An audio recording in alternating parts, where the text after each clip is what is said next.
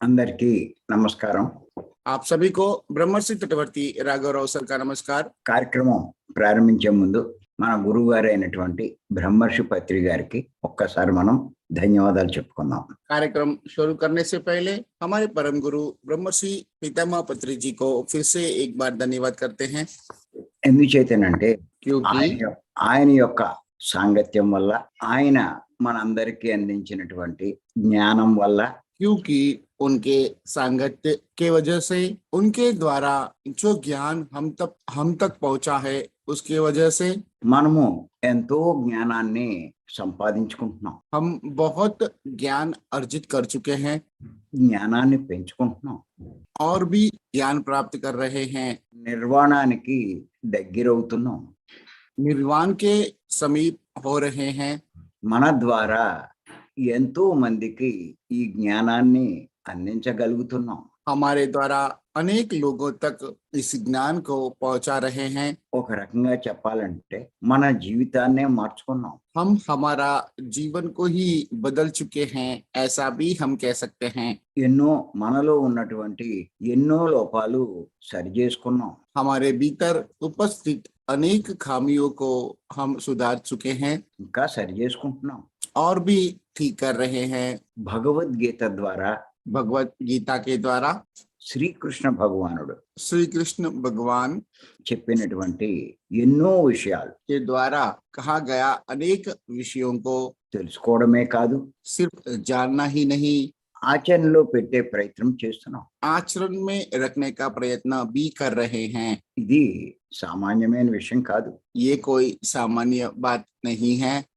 శ్రీకృష్ణ భగవానుడు చెప్పింది श्री कृष्ण भगवान जो कहा है, ఆచరించగలగడం అంటే उनका आचरण करना మామూలు విషయం కాదు. कोई मामूली बात नहीं है। ఇది ఎవరికి సాధ్యం అంటే ये सिर्फ उन लोगों के लिए ही संभव है 350 జన్మలు దాటి ఉన్నవాడికే సాధ్యం. 350 जन्म जो ले चुके हैं वे ही कर सकते हैं। పత్రిజీ చెప్పినటువంటి శ్వాస మీద ధ్యానం చేసేవాడికి సాధ్యం. पत्री जी ने कहा वैसा श्वास के ऊपर ध्यान केंद्रित करने वाले ध्यान से ही संभव है। మ్యూజిక్ మెడిటేషన్లు, म्यूजिक मेडिटेशन, గైడింగ్ మెడిటేషన్లు, गाइडिंग मेडिटेशन, మనీ మెడిటేషన్లు, मनी मेडिटेशन, కర్మ విపాక ధ్యానాలు कर्म विपाका ध्यान, లాంటి ధ్యానాలతో సాధ్యం కాదు. इस तरह के ध्यान से ये संभव नहीं है। కానీ మనం लेकिन हम పత్రిజీ మార్గంలో పయనిస్తున్నాం. पत्री जी के मार्ग में प्रयाण कर रहे हैं। బుద్ధుడు చేసినట్టే बुद्ध ने जैसा किया है वैसा సైలెన్స్ గా కూర్చుని, साइलेंस आसन में बैठकर, అంటే నిశ్శబ్ద వాతావరణంలో కూర్చుని मतलब निशब्द वातावरण में बैठकर శ్వాస మీద ధ్యాస ఉంచుతున్నాం. श्वास के ऊपर ध्यान केंद्रित कर रहे हैं। ఎంతో మంది తపస్సంపన్నులు अनेक तपस्वी संपन्न, अनेक तपस्वियों ने నిశ్శబ్ద ప్రదేశాలకు వెళ్ళి निशब्द प्रदेशों में जाकर ఈ ధ్యానం చేస్తారు. ये ध्यान करते हैं। గుహల్లో కూర్చుంటారు, गुफाओं में बैठते हैं, అరణ్యాల్లో కూర్చుంటారు, अरण्य मतलब जंगल में भी बैठते हैं, నదీ సమీపాల్లో కూర్చుంటారు, नदी के समीप में भी बैठते हैं, ఏ ఆటంకాలు లేని ప్రదేశాల్లో కూర్చుంటారు. कोई भी अड़चन या तकलीफ नहीं हो इस तरह के वातावरण में, प्रदेश में भी बैठते हैं। కానీ మనం लेकिन हम ఇంటిలో ఉండే घर में ही बैठकर అలాంటి నిశ్శబ్ద వాతావరణంలో उसी तरह का निशब्द वातावरण में అటువంటి అద్భుతమైన ధ్యానాన్ని చేస్తున్నాం. उस अद्भुत ध्यान कर रहे हैं। అలాంటి ధ్యానం వల్లే उस तरह का ध्यान के वजह से ही గౌతమ్ బుద్ధుడు నిర్వాణాన్ని పొందాడు. गौतम बुद्ध निर्वाण प्राप्त कर चुके हैं। ఇలాంటి ధ్యానాన్నే इस तरह का ध्यान को ही పత్రిజీ पत्री जी ఒక జన్మలో एक जन्म में జీవితమంతా చేశాడు. जीवन भर कर चुके हैं, జీవితమంతా. पूरा जीवन कर चुके हैं। అందుకే ఈ జన్మలో इसीलिए इस जन्म में ఆయన ప్రపంచంలో ఇంత మార్పు తీసుకురాగలిగాడు. वे दुनिया में इतना बदलाव ला पाए हैं, ఇంతమందిని ఆకర్షించగలిగాడు, इतने लोगों को आकर्षित कर चुके हैं, ఇంతమందిని ప్రభావితం చేశాడు. इतने लोगों को प्रभावित कर चुके हैं, ఇంతమందిలో ఈ మార్పు తీసుకురాగలిగాడు. इतने लोगों में इतना बदलाव ला चुके हैं, ఇన్ని లక్షల మందికి మార్గదర్శకులు అయ్యారు. इतने लाखों लोगों को मार्गदर्शक बने हैं, ఎంతో మందిని గొప్ప జ్ఞానులుగా మార్చగలిగారు. अनेक लोगों को महान ध्यानी बना चुके हैं। మరి ఈ రకమైనటువంటి జ్ఞానం, तो इस प्रकार का ध्यान, ఇటువంటి జ్ఞానం, इस तरह का ज्ञान, జ్ఞాన్ వర్డ్ రెండు ఒకటి కిందే కనిపిస్తున్నాయి. జ్ఞాన్, ధ్యాన్, జ్ఞాన్. जी, इस तरह का ज्ञान ఇప్పుడు మనం ప్రతిరోజు తెలుసుకుంటున్నాం. हम प्रतिदिन जानकारी प्राप्त कर रहे हैं। ఇప్పటికి 70 ఎపిసోడ్ ద్వారా आज तक हम 70 एपिसोड के द्वारा ఈ విషయాలు తెలుసుకున్నాం. इन विषयों के बारे में जानकारी प्राप्त किए हैं। ఈ రోజు 71వ ఎపిసోడ్. आज का ये एपिसोड 71वां है ఏమిటంటే ఆ విషయం వికృతి, ప్రకృతి, సంస్కృతి. और वो विषय है विकृति, प्रकृति और संस्कृति। ఈ సందర్భంగా इसी संदर्भ में భగవంతుడు చెప్పింది, भगवान ने जो कहा है, మానవుడు చేసేది मानव जो कर रहा है, అన్న విషయమే చెప్పుకుంటూ उस बात के ऊपर बताते हुए శ్రీకృష్ణ భగవానుడు చెప్పిన ఒక శ్లోకం గురించి తెలుసుకుంటున్నాం. श्री कृष्ण भगवान ने कहा है, एक ऐसा एक श्लोक के बारे में जानकारी प्राप्त कर रहे हैं। అది 2వ అధ్యాయంలో 45వ శ్లోకం. और वो श्लोक दूसरा अध्याय का 45वां श्लोक है। ఏమిటంటే ఆ శ్లోకం, త్రైగుణ్య విషయ వేద నిశ్చైగుణ్యో భవార్జున నిర్ద్వందో నిత్య సత్వస్థో నిర్యోగక్షేమ ఆత్మవాన్ అన్న అద్భుతమైన శ్లోకం. ఈ శ్లోకం యొక్క తాత్పర్యం ఏంటంటే, ये वो अद्भुत श्लोक है। इस श्लोक का तात्पर्य यह है, ఆయన అర్జునుడికి ఈ బోధ చేశారు. वे अर्जुन को ये प्रबोधन दे चुके हैं। శ్రీకృష్ణ భగవానుడు అర్జునుడికి బోధించాడు అంటే श्री कृष्ण भगवान अर्जुन को ये प्रबोधन दिए, इसका मतलब మనందరికీ బోధించినట్టే. हम सबको भी उपदेश दिया है, ऐसा मान लेना चाहिए। మరి ఆయన మనకేం బోధించాడు? तो उन्होंने हमें क्या उपदेश दिया? ఆయన చాలా స్పష్టంగా చెప్పాడు. उन्होंने बहुत ही स्पष्ट रूप से कहा है, త్రైగుణ్య విషయ వేద నిశ్చైగుణ్యో భవార్జున అని చెప్పి ఆయన చెప్పాడు. దాని అర్థం ఏమిటి అంటే, इसका तात्पर्य बता रहे हैं। వేదాల్లో 3 రకాల గుణాల గురించి చెప్పబడింది. वेदों में 3 प्रकार के गुणों के बारे में कहा गया है। 3 రకాల గుణాలు ఏమిటి అంటే తమో గుణము, రజో గుణము, సాత్విక గుణము. वो 3 प्रकार के गुण ये हैं तमोगुण, रजोगुण और सात्विक गुण।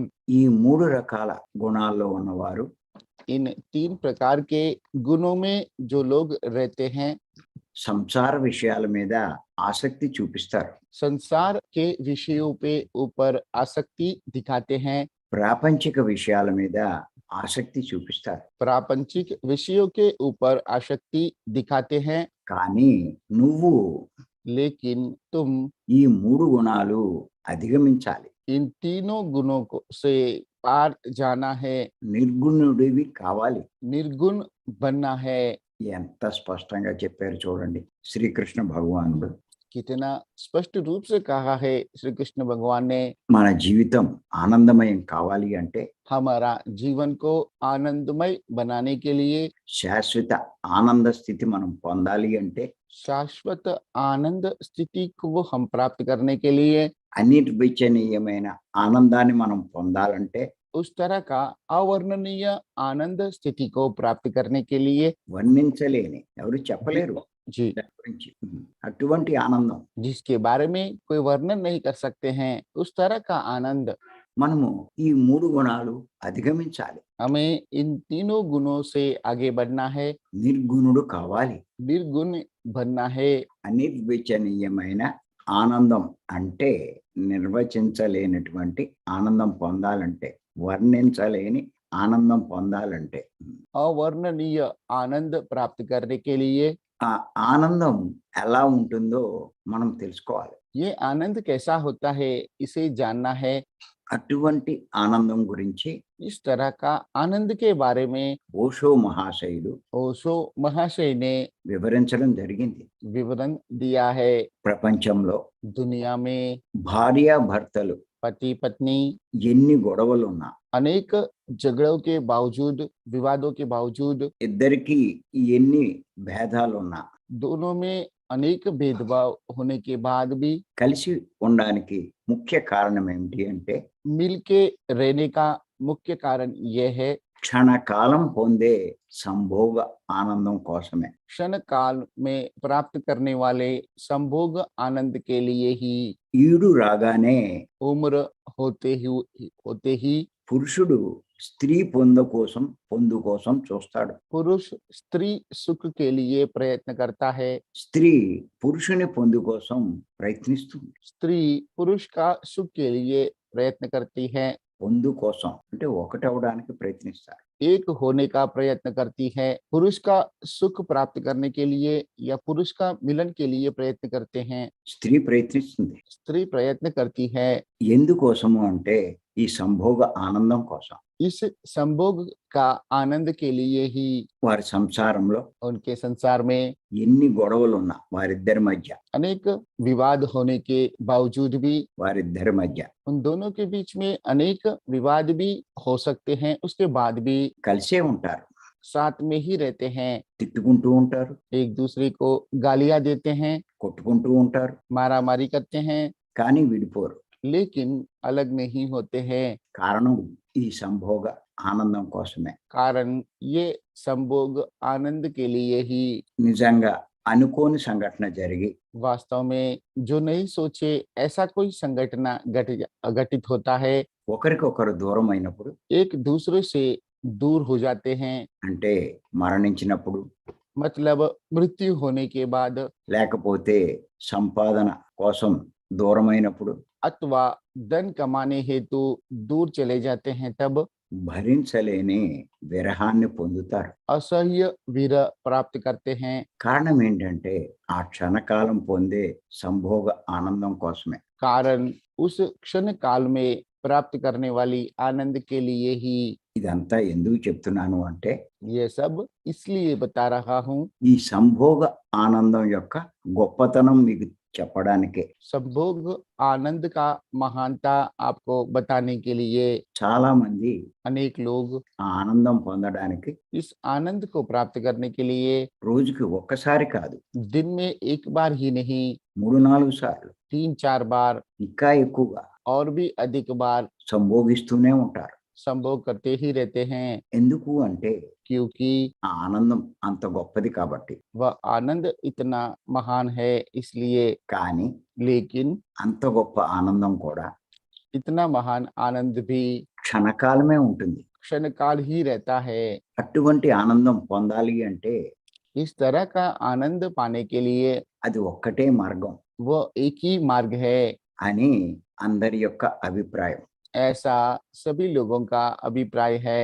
కానీ लेकिन మనమే కనుక यदि हम ఈ శ్వాస మీద ధ్యాస ద్వారా श्वास के ऊपर ध्यान केंद्रित करने वाली साधना के द्वारा నిర్గుణ స్థితికి మనం చేరుకోగలిగితే, निर्गुण स्थिति तक पहुंच पाते हैं, तो అంటే సమాధి స్థితికి మనం చేరుకోగలిగితే, मतलब समाधि स्थिति तक पहुंच पाते हैं, तब అంటే మనసు శూన్యం చేసుకోగలిగితే, मतलब मन को शून्य कर पाते हैं, तो అంటే ఆత్మతో మనం ఉండగలిగితే, मतलब आत्मा के साथ में हम रह पाते हैं, तो అంటే భగవంతునితో మనం ఉండగలిగితే, मतलब भगवान के साथ हम रह पाते हैं, तो ఆ సంభోగ ఆనందం లాంటి ఆనందం संभोग आनंद जैसा आनंद శాశ్వతంగా పొందుతాం. शाश्वत रूप से पा सकते हैं। మీరు కొంచెం ఆలోచించండి. క్షణకాల ఆనందానికే जरा सोचिए, क्षण काल आनंद के लिए ही ఎన్నో పాటలు పడుతున్నామే, अनेक प्रकार के मुसीबतों का सामना करते हुए भी रहते हैं, ఎన్నో కష్టాలు పడుతున్నామే, अनेक तकलीफ सहन करते हैं, రాత్రి పగలు సంపాదిస్తున్నామే, दिन रात कमाते हैं, ఎన్నెన్నో ప్రయత్నాలు చేస్తున్నామే. अनेक प्रयत्न कर रहे हैं। ఇవేమీ చెయ్యక్కర్లేకుండా ये सब करने की आवश्यकता नहीं है, उसके बाद भी మనము ఆ సమాధి స్థితికి చేరుకుంటే हम उस समाधि स्थिति तक पहुंच पाते हैं, तो భగవంతునితో ఉండగలిగితే भगवान के साथ रह पाएंगे, तो ఆ అనిర్వచనీయమైన उस अवर्णित अवर्णित అని అని अवर्णनीय అని అని అనిర్వచనీయమైన అంటే వర్ణించలేని अनिर्वचन ऐसा अवर्णनीय వర్ణించలేని अवर्णनीय ఆనందం आनंद మనం పొందగలం. हम पा सकते हैं। అందుకే శ్రీకృష్ణ భగవానుడు इसीलिए श्री कृष्ण भगवान అర్జునునికి బోధించడం జరిగింది. अर्जुन को बता चुके हैं। అందుచేత इसीलिए మనం శ్రీకృష్ణ భగవాన్ చెప్పినట్టు जैसा श्री कृष्ण ने भगवान ने कहा है, ఈ మూడు గుణాలను అధిగమించే ప్రయత్నం చేయాలి. इन तीनों गुणों से आगे बढ़ने का प्रयत्न करना है।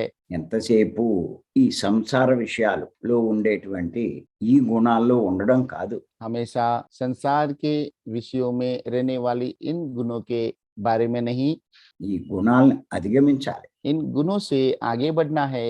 ఆ మార్గమే పత్రిజీ మనకు బోధించారు. पत्री जी हमें वही मार्ग बता चुके हैं। ఆ శ్వాసమే ధ్యాస మనకు అందించారు. श्वास के ऊपर ध्यान केंद्रित करने वाली साधना हम तक पहुंचाए हैं।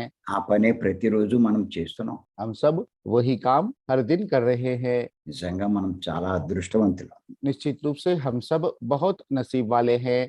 ఈ ఎన్నో కోట్ల మందిలో करोड़ लोगों में మనము అలాంటి వారం, हम ऐसे व्यक्ति हैं, అలాంటి సాధన చేస్తున్న వారం. ऐसी साधना कर रहे हैं। మరి ఎంత గొప్పవారమో మీరు ఒక్కసారి ఆలోచించాలి. हम कितने महान है, एक बार आप ही सोच लीजिए। అంచేత మరి ఈ శ్లోకం ద్వారా మనం ఇంకా మరికొన్ని విషయాలు రేపు తెలుసుకుందాం. इसीलिए इस श्लोक के द्वारा और कुछ विषय कल समझने की प्रयत्न करेंगे। Thank you. धन्यवाद। तो इस तरह से आज का हिंदी संदेश यहाँ पे समाप्त होता है। आज का संदेश के ऊपर किसी का कोई अभिप्राय है? बोलिए सर. हम लोग ने आज 71वें दिवस पे हम लोग हैं, जहाँ पे श्री कृष्ण द्वारा अर्जुन को आत्मज्ञान का, गीता के द्वारा आत्मज्ञान जो दे रहे हैं, उसी के बारे में हम एक श्लोक के मार्फत समझने का प्रयास कर रहे हैं। वह श्लोक गीता के दूसरे अध्याय का 45वां श्लोक है। वे अर्जुन को कहते हैं कि हे अर्जुन, वेदों में 3 गुणों का उल्लेख है, तुम उन 3 गुणों के आगे निकल जाओ। सुख दुख, अच्छा बुरा, इस तरह के द्वंद्वों से भी आगे निकल जाओ। योग क्षेम की चाहत मत रखो और आत्मज्ञानी बन जाओ। आज हमने ये समझा कि जो 3 गुण संसारिक गुण हैं, तमोगुण, रजोगुण व सद्गुण, इनसे आगे निकलने का क्या कारण है? क्यों हम इन गुणों को भी त्याग के निर्गुण की उपासना करें? सर बताते हैं, ओशो द्वारा अपने प्रवचनों में कहा गया है कि मनुष्य जब विवाह संस्कार में बनता है, पुरुष को स्त्री व स्त्री को पुरुष की प्राप्ति होती है, तो उनके जीवन में काफी कष्ट आते हैं, झगड़े होते हैं, असहमति होती है। पारिवारिक जीवन को निर्वाह करने के लिए बहुत कष्टों को उठाना होता है। फिर भी ऐसा क्या बंधन है जो उन्हें बांधे रखता है? वह बंधन संभोग का बंधन है। संभोग क्षणिक सुख देता है, సంభోగ ఆనంద, आनंद। संभोग एक क्षणिक आनंद देता है, परंतु वह आनंद इतना गहरा होता है कि उसको प्राप्त करने का प्रयास, उसको प्राप्त करने के लिए मनुष्य विवाह के बंधन में भी बंधने के लिए तैयार रहता है। कई बार किन्हीं कारणों से पुरुष और महिला शादी होने के बाद भी एक दूसरे से दूर जाते हैं। जैसे किसी कार्य के लिए ट्रांसफर होता है तो पुरुष और महिला दूर हो जाते हैं, अथवा दोनों में से एक की मृत्यु होती है, तब दोनों दूर होते हैं। तब अत्यंत वेदना इस आनंद को ना पाने के कारण उन दोनों को सहनी पड़ती है। यह आनंद इतना गहरा होता है कि कई दिन में 3 बार 4 बार और अधिक बार भी इस आनंद के लिए संसर्ग करते हैं, सेक्स करते हैं। परंतु आध्यात्म के मार्ग में जब कोई व्यक्ति निर्गुणता को प्राप्त होता है, अर्थात तीनों गुणों के आगे निकलता है, तो उस निर्गुणता में यह आनंद निरंतर रहता है, शाश्वत। निरंतर, शाश्वत। यह क्यों होता है?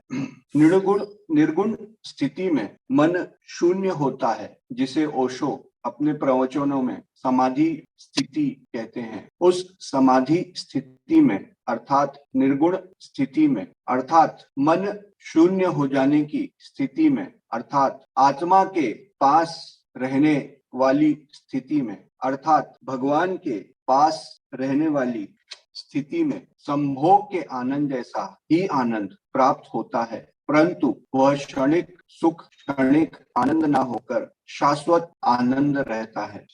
वह हमेशा हमारे साथ रहता है। तो सोचे, जब व्यक्ति संभोग सुख के क्षणिक आनंद के लिए इतने कष्ट सहता है, हर तरह के वेदना को सहने के लिए तैयार होता है, तो उस शाश्वत आनंद जो अनिर्वचनीय आनंद है, जिसको शब्दों में नहीं कहा जा सकता, ऐसे आनंद को प्राप्त करने का आदेश श्री कृष्ण अर्जुन को इस श्लोक के माध्यम से दे रहे हैं। हम सभी को इन तीनों गुणों के आगे निकलना है और इस शाश्वत आनंद को प्राप्त करना है। इस आनंद को प्राप्त करने का एक ही मार्ग है जो पत्री जी हमें दे चुके हैं, वह है श्वास पर आधारित ध्यान। हम सभी इस आनंद की प्राप्ति के लिए निरंतर प्रयास कर रहे हैं। रोज ब्रह्म मुहूर्त में 2 घंटे 2.5 घंटे ध्यान कर रहे हैं और आत्मज्ञान का लाभ ले रहे हैं।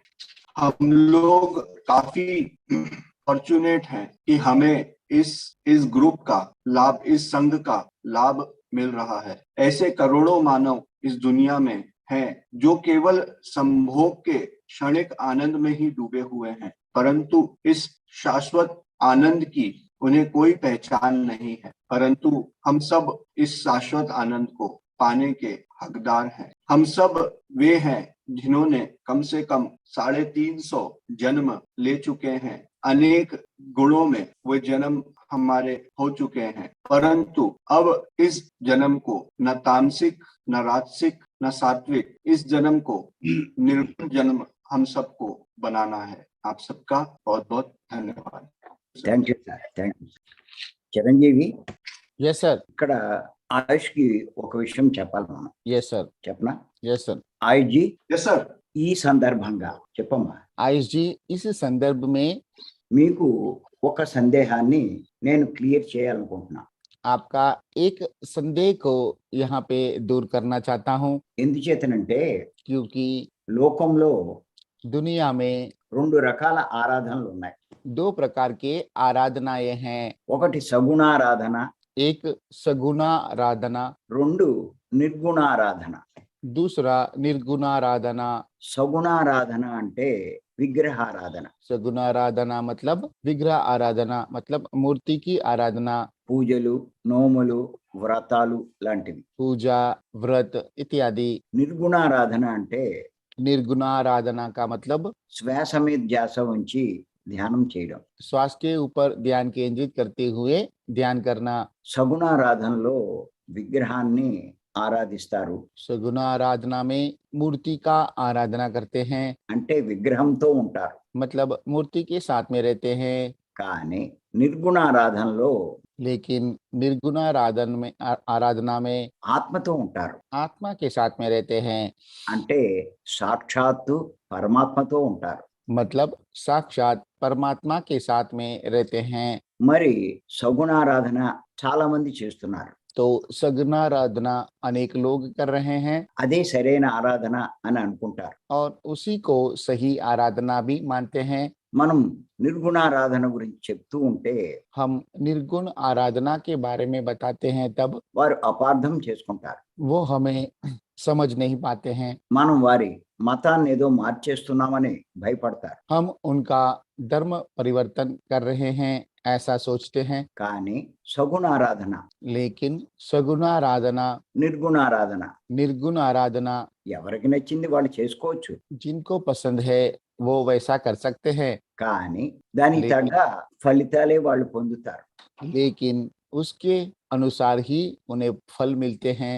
శ్రీకృష్ణ భగవానుడే చెప్పడం జరిగింది. स्वयं श्री कृष्ण भगवान ने ही कहा है, ఎవరికి నచ్చినట్టు వాడు జీవించొచ్చని. जिसको जैसा पसंद है वैसा जीवन जी सकते हैं, కానీ लेकिन సగుణ ఆరాధన చేసే వారికి सगुणाराधना करने वालों को ఎటువంటి ఆనందము పొందలేరు. किसी भी तरह के आनंद नहीं पा सकते हैं। వారికి ఒక్క తృప్తి మాత్రమే కలుగుతుంది. उन्हें सिर्फ तृप्ति ही प्राप्त होता है, తాత్కాలికమైన తృప్తే కలుగుతుంది. तात्कालिक तृप्ति ही पा सकते हैं। కానీ నిర్గుణారాధన చేసే వారికి लेकिन निर्गुण आराधना करने वालों को శాశ్వతమైన ఆనందం లభిస్తుంది. शाश्वत आनंद प्राप्त कर सकते हैं। అనిర్వచనీయమైన ఆనందం లభిస్తుంది.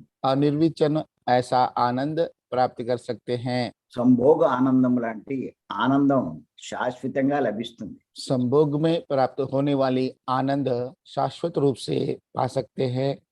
అందుకే తపస్సంపన్నులు इसीलिए तपस्संपन्नियों అందరూ కూడా सभी लोग भी ఆ సంభోగ స్థితిలో, ఆ సమాధి స్థితిలో, ఆ ఉసు- సమాధి స్థితిలోను उस समाधि स्थिति में చేరుకున్నప్పుడు जब पहुंच पाते हैं, వాళ్ళకి స్త్రీ పొందు అక్కర్లేదు, उन्हें स्त्री का मिलन की आवश्यकता नहीं है, పురుషుడు పొందు అక్కర్లేదు. पुरुष का मिलन का भी आवश्यकता नहीं रहता है। ఆ ఆనందానుభూతిని అనుభవిస్తూ उस आनंद अनुभूति को अनुभव करते हुए రోజుల తరబడి, कुछ दिनों तक, నెలల తరబడి, महीनों तक, సంవత్సరాల తరబడి सालों तक అలా ఉండిపోతారు.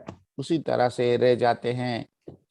అందుచేత इसीलिए ఈ సగుణారాధనలో ఇలాంటి ఆనందం లభించదు. सगुणाराधना में इस तरह का आनंद नहीं प्राप्त होता है। నిర్గుణారాధన అయినటువంటి ధ్యానంలోనే అది లభిస్తుంది. निर्गुण आराधना ऐसा ध्यान में ही वह प्राप्त होता है। చాలా మంది అభిప్రాయం ఏంటంటే अनेक लोगों का अभिप्राय यह है, భగవంతుడు అన్నిట్లోనూ ఉన్నాడు కదా, भगवान सभी में है ना, మరి విగ్రహాన్ని ఆరాధిస్తే తప్పేటి, तो मूर्ति की आराधना करते हैं तो क्या गलत है? మేము అందుకే విగ్రహారాధన చేస్తున్నాము, हम इसीलिए ही मूर्ति का आराधना कर रहे हैं, పూజలు చేస్తున్నాము, पूजा कर रहे हैं। ఎన్నో యుగాల నుంచే ఈ పూజలు చేస్తున్నారు. अनेक युगों से ही इस तरह की पूजा करते आए हैं। ఈ దేశమంతా ఆ పూజలే చేస్తున్నారు. इस पूरे देश में ऐसे ही पूजा करते हैं, అది తప్పేటి तो क्या ये गलत है? అని చెప్పి అడుగుతూ ఉంటారు. ऐसा पूछते रहते हैं। కానీ लेकिन ఈ సగుణారాధన అన్నది सगुणाराधना మన కోరికలు కోరుకోవడానికి ఉపయోగపడుతుంది. हमारी इच्छाओं को व्यक्त करने के लिए उपयोगी होता है, కానీ लेकिन కోరుకుంటాం, కానీ मांगते हैं, लेकिन కోరుకుంటే కోరికలు తీరవు. मांगने से इच्छाएं पूर्ण नहीं होते हैं। ఆ కోరుకోవడం వల్ల मांगने के वजह से ही కోరికలు తీరతాయనే తృప్తి మాత్రం లభిస్తుంది. इच्छाएं पूरा होता है, ऐसा तृप्त मात्र ही प्राप्त होता है। కారణం ఏంటంటే कारण यह है, కర్మ చేయడానికే మన అధికారం ఉంది, కానీ कर्म करना ही हमारा अधिकार है, लेकिन కర్మ ఫలం ఆశించే అధికారం మనకు లేదు कर्म फल प्राप्त करने का अधिकार हमें नहीं है, అని శ్రీకృష్ణ భగవానుడే చెప్పడం జరిగింది. ऐसा श्री कृष्ण भगवान ने ही कहा है। పూజ చెయ్యి, पूजा कीजिए, అది నీ ఇష్టం. ये आपकी मर्जी है। కోరికలు కోరుకో, इच्छाएं व्यक्त कीजिए, అది నీ ఇష్టం. ये आपकी मर्जी है। నువ్వు చేసిన ఆ పనికి ने जो काम किया है ఏది ఇవ్వాలో उसके अनुसार क्या देना चाहिए, అది నా నిర్ణయం. वो मेरा निर्णय है। నువ్వు నీ ఇష్ట ప్రకారం జరగదు. आपके मर्जी के मुताबिक नहीं होगा, కానీ మానవులకి लेकिन मानवों को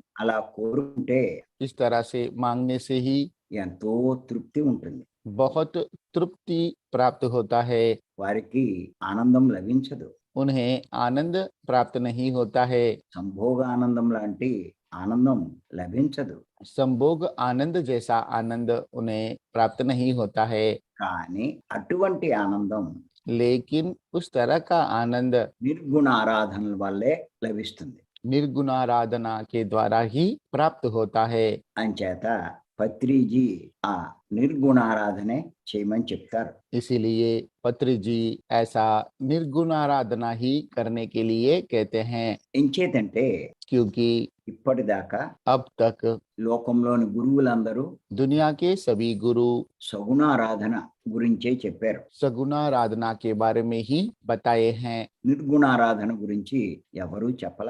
निर्गुणाराधना के बारे में कोई भी नहीं बताया, ఎలా చెయ్యాలో కూడా ఎవరు చెప్పల.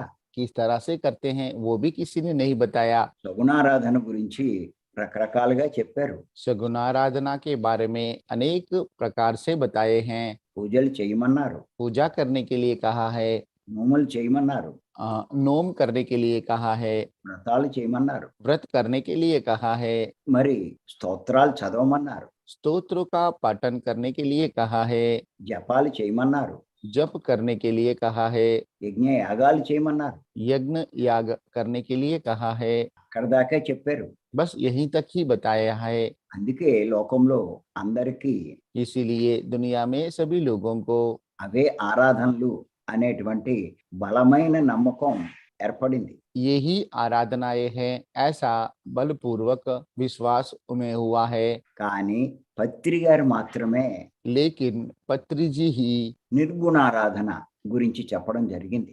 निर्गुणाराधना के बारे में बताए हैं। దానికి సులువైన మార్గం శ్వాస మీద ధ్యాస అని కూడా చెప్పడం జరిగింది. उसके लिए सरल मार्ग श्वास के ऊपर ध्यान केंद्रित करने वाली साधना है, ऐसा भी उन्होंने कहा है। ఇది అర్థం చేసుకోవడం చాలా కష్టం. इसे समझना बहुत मुश्किल है, ఇంచేతంటే కనిపించే దాని గురించి చెప్తే అర్థమవుతుంది, కానీ क्योंकि जो दिखाई देता है उसके बारे में बताना आसान है, लेकिन కనిపించని దాని గురించి చెప్తే ఎవరికి అర్థమవుతుంది? जो दिखाई नहीं देता है उसके बारे में बताएंगे तो किसे समझ में आएगा। శ్రీకృష్ణ భగవానుడు ఎంత స్పష్టంగా చెప్పినా श्री कृष्ण भगवान बहुत ही स्पष्ट रूप से कहे हैं, उसके बावजूद भी సగుణాన్ని వదిలేయి सुगुण को छोड़ के, సగుణ शगुना को छोड़ के నిర్గుణంలోకి రా निर्गुण में प्रवेश कीजिए। అని చెప్తే ఎవరికి అర్థమవుతుంది? ऐसा कहने पर किसे समझ में आएगा। ఎంతసేపు సగుణం సగుణం అంటారు. हमेशा शगुनम शगुनम ही कहते हैं। శ్రీకృష్ణ భగవానుడు చెప్పిన నిర్గుణం గురించి ఆలోచించరే. श्री कृष्ण भगवान ने कहा हुआ निर्गुण के बारे में नहीं सोचते हैं। సగుణం వద్దనే చెప్పాడు ఆయన. शगुन नहीं करने के लिए कहा है उन्होंने। నిర్గుణంలోకి రమ్మన్నాడు. निर्गुण में प्रवेश करने के लिए कहा है। అంచేత సగుణారాధన కంటే నిర్గుణారాధన ఎంతో గొప్పదన్న సంగతి తెలుసుకోవాలి. तो सगुणाराधना से ही నిర్గుణారాధన చాలా గొప్పది निर्गुणाराधना बहुत ही महान है, అన్న విషయం తెలుసుకోవాలి. इस बात को जान लीजिए। అంచేత పూజల కంటే ధ్యానం ఎందుకు గొప్పదో ఇప్పుడు మనం దీన్ని బట్టి అర్థం చేసుకోవచ్చు. इस तरह से पूजा से ध्यान कितना महान है, इसके आधार पर आप जान सकते हैं। Thank you. धन्यवाद।